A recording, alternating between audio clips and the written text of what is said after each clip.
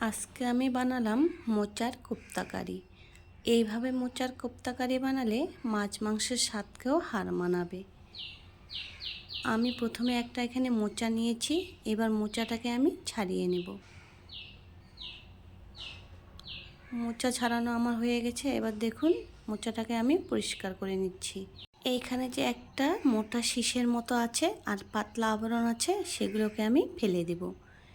এটা দেখুন, এটা একদম নরম, তাই এইভাবে টান দিয়ে আমি শীষটাকে বের করে নিচ্ছি। সমস্ত মোচা আমার পরিষ্কার করা হয়ে গেছে। এবার ছোট করে আমি কেটে নেব। একটা গামলায় আমি জল নিয়েছি, এবার জলের মধ্যে আমি মোচাগুলো কেটে নেব। মোচা কিন্তু জলের মধ্যে কাটতে হবে, না হলে কালো হয়ে যায়। এবার দেখুন এটা হচ্ছে একদম নরম, তাই আমি এইভাবেই কেটে দিচ্ছি। সমস্ত মোচা আমার কাটা হয়ে গেছে। এবার আমি ধুয়ে নেব। একটা কড়াই বসিয়ে দিয়ে দিচ্ছি জল। এবার দিয়ে দেব একটুখানি লবণ আর একটুখানি হলুদ গুঁড়ো। এরপর দিয়ে দিলাম ধুয়ে রাখা মোচা। 10 মিনিটের জন্য এটাকে আমি সেদ্ধ করে নেব।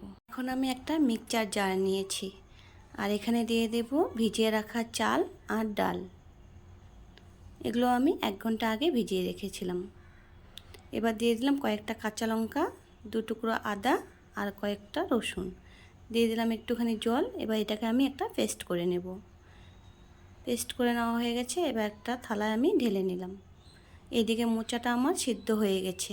এবার একটা ঝুড়িতে ঢেলে ঠান্ডা করে নেব। এবার আমি পরিষ্কার ঠান্ডা জলে ধুয়ে এইভাবে চেপে চেপে পেস্টটার মধ্যে দিয়ে দেব। এখন এখানে আমি দিব স্বাদ মতো লবণ, হলুদ গুঁড়ো, ম্যাগি মশলা, জিরার গুঁড়ো আর লঙ্কার গুঁড়ো। সমস্ত কিছু আমি এই পেস্টের মধ্যে দিয়ে দেব। এবার ভালো করে আমি হাত দিয়ে মেখে নেব।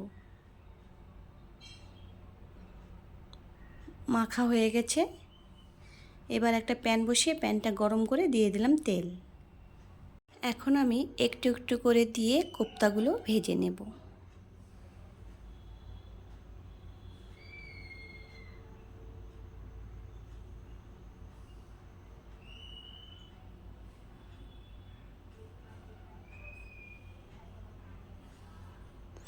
লাল হয়ে গেছে দেখুন। এবার আমি উল্টে নিচ্ছি।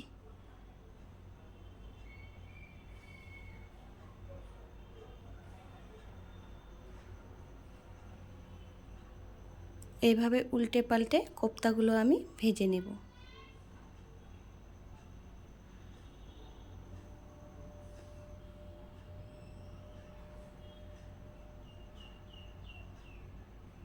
ভাজা হয়ে গেছে। এবার আমি তুলে নেব।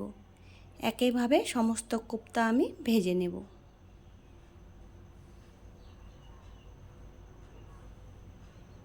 কোপ্তাগুলো আমার ভাজা হয়ে গেছে। দেখুন কত সুন্দর হয়েছে।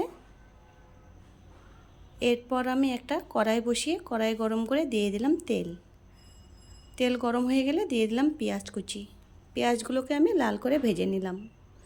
পেঁয়াজ ভাজা হয়ে গেছে। দিয়ে দিলাম আদা রসুন বাটা। আদা রসুন বাটাকে একটু ভালো করে মিশিয়ে নিলাম।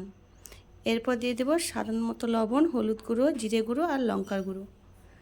সব কিছু ভালো করে মিশিয়ে নেব। এবার দিয়ে দিলাম একটুখানি জল। জল দিয়ে ভালো করে আমি মশলাটাকে কষিয়ে নেব। মশলা কষানো আমার হয়ে গেছে দেখুন। এবার আমি ঝোলের জন্য জল দিয়ে দেব। এখন ঝোলটাকে ভালো করে ফুটিয়ে নেব। ঝোল ফুটে গেছে। এবার আমি ভেজে রাখা কোপ্তাগুলো ঝোলের মধ্যে দিয়ে দিলাম। একটু নেড়েচেড়ে 2 মিনিট ফুটিয়ে নেব। 2 মিনিট হয়ে গেছে। এবার নামানোর আগে দিয়ে দেব 1 চামচের মতো ঘি আর দিয়ে দিলাম একটুখানি চিনি। এবার নেড়েচেড়ে নামিয়ে নেব। এভাবে মোচার কোপ্তা কারি বানালে মাছ মাংস কোনো কিছুই লাগবে না। রুটি কিংবা ভাত সব কিছুর সাথে এই কোপ্তা কারি খেতে দারুণ লাগে। ভিডিওটি ভালো লাগলে চ্যানেলটি সাবস্ক্রাইব করে পাশে থাকবে।